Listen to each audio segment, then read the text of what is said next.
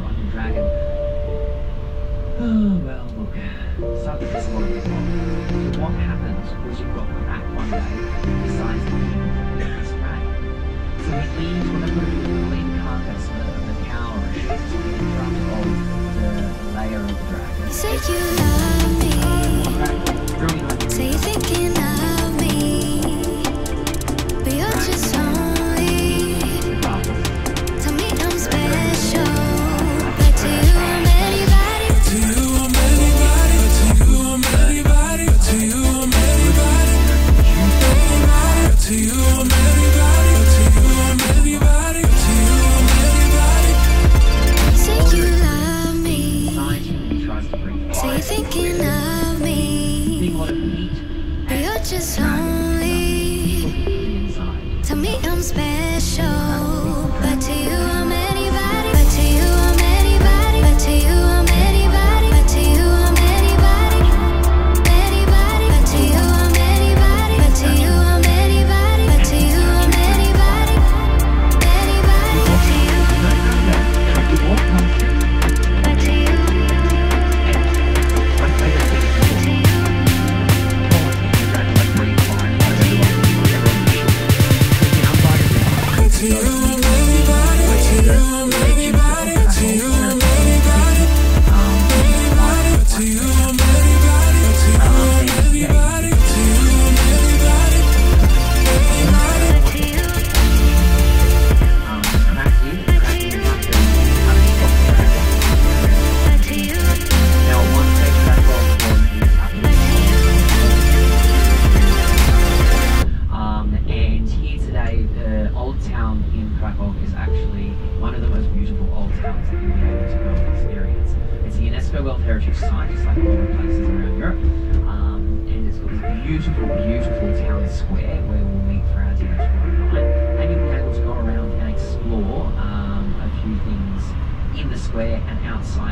There's the Jewish quarter. You can go and see all the old houses in the Jewish quarter. One big thing that I want you to look around for here that's specifically prominent, you may have noticed them when we're in the Netherlands, is when you're walking around you'll see these golden square plaques out the front of houses. Has anyone noticed them before on the ground? It looks like a small tile. So what these are is it's actually the name of someone that was taken during World War II. So you can go past, you can walk past the physical houses that people lived in and were taken from. Generally has their name, the camp that they were in, their date of birth, potentially their date of death or release, whatever it may have been. So these are the sorts of things when you're walking around the Jewish quarter, you're walking around these districts, you've got amongst history that's been 30 years, and you'll be able to see those on the footpath. So going around and just kind of taking in all the architecture and stuff is quite beautiful. It is a beautiful, beautiful old city. In the main square, I'll take you into town today and I'm going to point out a few things so you've got an idea of where they are. There's a battle between two brothers and whose clock tower can be the biggest and best clock tower. There's, I think, a sword stabbed up into the ceiling of one of the old buildings there in Old Town that has a little legend behind it as well. It's filled with little hints and tricks and all that sort of stuff. And tonight when you go out, you're going to want to try some traditional food because you get that walkabout dinner. Alright? Pierogi is going to be the best one. It's how would you describe pierogi to me? Heaven. What? Heaven. Heaven. Heaven. It is heaven. Think of like, what? Hard to describe. Yeah, it's hard to describe. There's so many different kinds of pierogi. There's so many different types. So potato Sweet dumpling ones, is probably savory, the easiest way to do it, but they come in so many different ways. So it's like, think of like a fry-ish potato dumpling. Sometimes they cook them a different way. Sometimes they're sweet, sometimes they're savoury. You will find pierogi in a lot of different places, and there is pierogi in a few different cultures, but it's quite unique here. That's what they are famous for. You'll find things like stuffed cabbage, which is quite yum. You'll find a lot of soups, a lot of hearty meals. It's where we're getting into the goulash side of life, and your heavy meats that we would have seen before you'll be able to see. Everything seems to be boiled. Is that a bit more common, Pav? Yeah, they boil everything here. So you'll be able to go and find really cool restaurants. What they used to do is they used to name restaurants after the woman of the house, because the men would be out, they'd be fighting or they'd be working or whatever it may be, and the woman has to make house and they have to cook. And they have a lot of restaurants, and a lot of the names around Europe will translate to grandma's house. And there is a couple of them here, and you go downstairs in these beautiful old buildings, down these little rickety wooden staircases, and you're underneath the town square, underneath where everyone's walking, and you've got some of the most amazing out there wicked decor. It feels like you're literally in your grandmother's house, and they're cooking you some very nice home-cooked meals. That's where you're going to get the softest vegetables that you can ever eat. You get some really nice meats, these soups that have so much love and affection put into them, and all the pierogi that you've got to understand and eat in your life. They are very, very, very famous for it. So what I do is I'm going to put a list of things that you can go and try. I'll put that up on Facebook, so you can go and try X, Y, and Z while you're walking around here.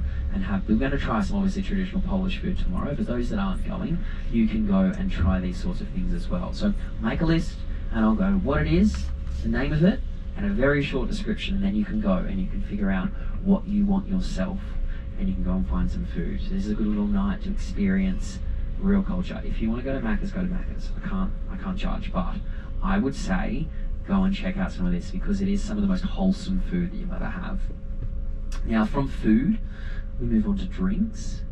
I'm only touching very lightly on these. Does anyone know probably the most famous drink in Poland? No? No? Who's that? Yeah, vodka. It is vodka. They do it well. They do it well. I got told a story. I've got a colleague of mine, Holly. She trained me how to do this job, and we worked at another company together, and both came over to Kentucky and both work here now. And I still remember the day that she taught me about the Polish and their vodka. And she remembers coming here, and she ended up staying with this local Polish family. And she learnt very, very quickly, when it comes to vodka, there is some very strict customs. If you go to someone's house and they bring out a bottle of vodka, do not leave until it's finished. Fair enough. The best part about it is the vodka that is here is delicious. It is much easier to drink, I feel, than a lot of other countries, because they do it so well. One of the most famous ones is the bison grass vodka. We do see it in Australia, we do see it back home wherever we're from, but it tastes completely different, because in Australia I can't drink bison grass vodka because I feel it doesn't taste very good. But I found myself drinking a 375 milliliter bottle of vodka one night myself in Krakow here. It was a rough time. I'd taken some people out on a pub crawl the night before, because again there's more pubs per capita here than there is anywhere else. And there was a lovely traveller who was standing up against a wall, and people were putting their coats on her. She was a bit drunk, and I'm like, okay, her name is Brittany, I think. Brittany, it's time to go. And we had to go down. We're in these old castle walls, so there's no service inside. You've got to get her out. You've got to go down these beautiful stairs, like landing platform, more stairs, and just solid stone walls, beautiful archways. It's a club. It's great. And she's walking down, and she loses her footing and passes out a little bit on the stairs. This is after the first bar. This is the second bar that we just got into. So we picked her up and we carried her down the bottom, and she sat down for a little bit. She's like, no, I'm all good now. I'm fine. Let's go. I said, great. I'll get you outside. We'll get you some fresh air. And then I called the other guy. Georgia was inside, and I was like, come on, we'll take her back to the accommodation and make sure she's safe. And as we stand up and go to walk, Brittany feels something bubbling inside her, and it's probably not the best feeling in the world. We might have all been there once. And she's a bit sick, all right? Now, has anyone put a spoon under a tap before? And the water goes everywhere? Okay, so picture the tap as the mouth, the vomit as the water, the spoon as her hand, and everywhere as my mouth. This is the memory of Krakow that I have. She puts her hand out to stop. It doesn't go. She goes out. I'm trying to carry out so we can get outside, and it just goes, bloop, and I'm going, oh no.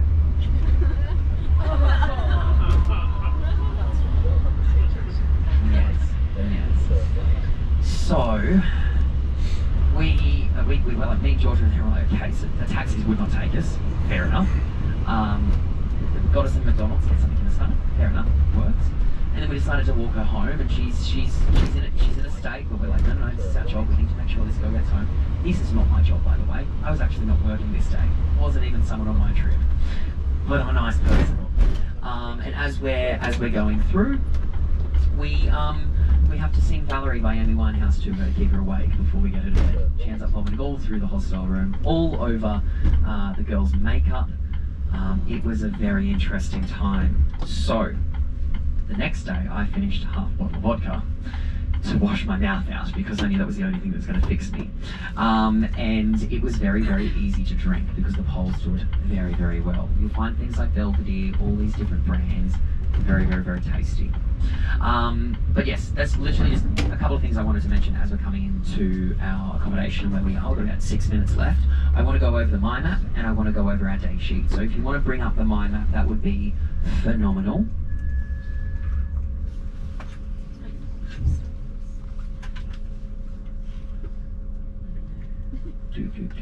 So on the welcome to my maps, guys. So sorry about the new ones here. So on the Facebook page, I post every day for every city we go to a mind map. A mind map is like a Google Maps overlay. You click the link and it should open. If it opens in your browser, go open in app or something like that, and then it'll open in Google Maps. And that particular map has a list of things that you can have a look at: bars, restaurants, sites, the potential ATM, and everything's broken down by colour so it's easy to understand. So our accommodation is marked in red. We've got important transport. We're going to walk everywhere, so we don't need to worry about important transport here. And then we've got sites and museums. So I've got obviously the Royal Castle, where the dragon lives underneath, is marked there. We've got Schindler's List Passage. We've got the Lost Souls Alley. We've got a whole heap of things on there that are a really good opportunity. If you want to map out something to do for the day and a few things to see, this is going to give you an idea of what to Google if you're interested in anything, and then what to map out to go and see for the day. As we go down a little bit more, we've got food and drinks. These are the ones that are going to help you find some food tonight. There's a couple of bars, the occasional speakeasy, and some restaurants that are on there as well. And then we've got some shopping that's marked out in yellow. And then at the bottom we've got, in miscellaneous, I've got the Jewish Quarter.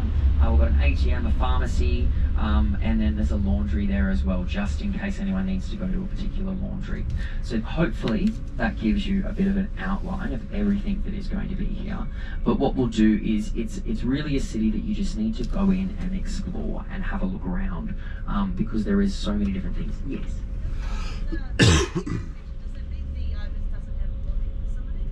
It's a hotel, so with the hotels, the way they work is if they do have laundry facilities, they're going to charge you like an arm and a leg. So it could be like, I've been to like some of the hotels we stay at, it's like €3 or €4 for a pair of underwear. Yeah, sometimes they might just go, oh, give us 20 or 30 euros for a bag, but the hotels are the hardest ones to do washing at. Wait until we get into like our hostels where there's more facilities. They're going to be the better way to do it. I know we'll be able to get washing done in Rome and a couple of other places, but here I've just pinned it as an emergency if anyone needs to.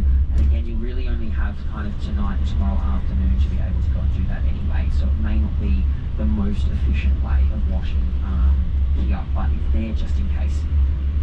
So that's our mind map. Again, it's not super big or anything like that, but it's going to give you a start to try and find out what you want to do and go around and have a look at all the beautiful art and architecture.